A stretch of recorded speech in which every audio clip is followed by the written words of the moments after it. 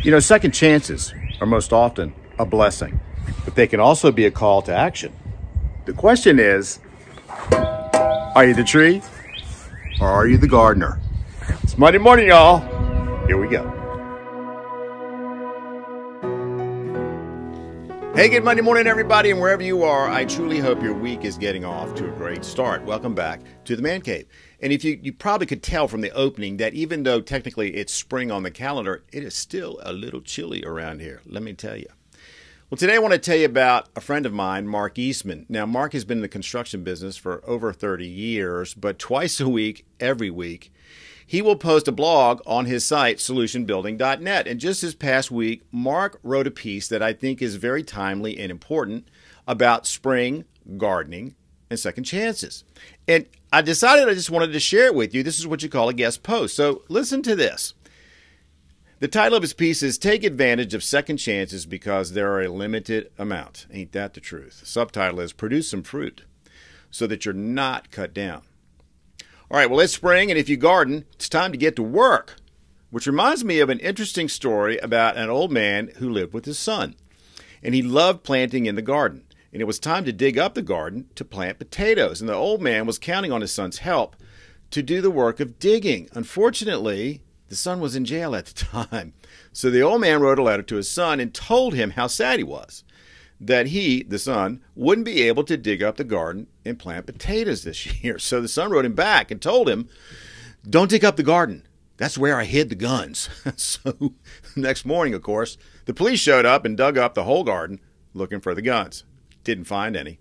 And they apologized for tearing up the garden, and then they left. So the confused old man, the dad, wrote his son and told him what had happened. And the son replied, you ready for this? Well, now you can plant the potatoes. It's the best I could do from here.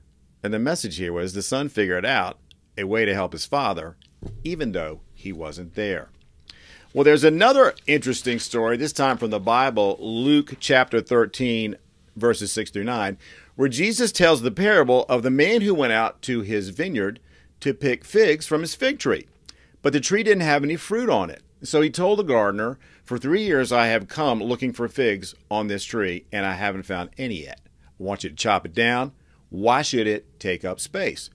But the gardener said, Master, leave it for another year. I'll dig around it and put some fertilizer on it to make it grow. If it doesn't have any fruit next year, then you can cut it down. Okay, well, if you think about this, the message here is there are times when we're the fig tree and there are times when we're the gardener. Life is short. We have a limited time to produce fruit, so if we need help, then let the gardener, capital G, like for God, let the gardener help. Don't be a tree just taking up space and not producing any fruit. Mark goes on to say, the fruit we produce is actually our legacy. So produce the fruit you've been put here for. Fertilizers affect the outcome. What we put in determines the fruit we will produce. Make sure you use good fertilizer. Like the fig tree, we get second chances, but there's a limit. At some point, we'll be cut down and we'll be thrown into the fire. Don't wait. Start producing fruit right now. Mark finishes up his post by saying, we might be a gardener helping trees through our work and encouragement. We can help others produce the fruit they're intended to produce. We all know of trees that aren't producing any fruit. Even if we can't be there in person to help, like the son couldn't, we can use our skills and abilities to help the tree. Whether you're the tree or the gardener, there are a limited number of chances and time. Don't wait to be cut down and thrown into the fire. Start producing fruit right now. So what's the takeaway for today?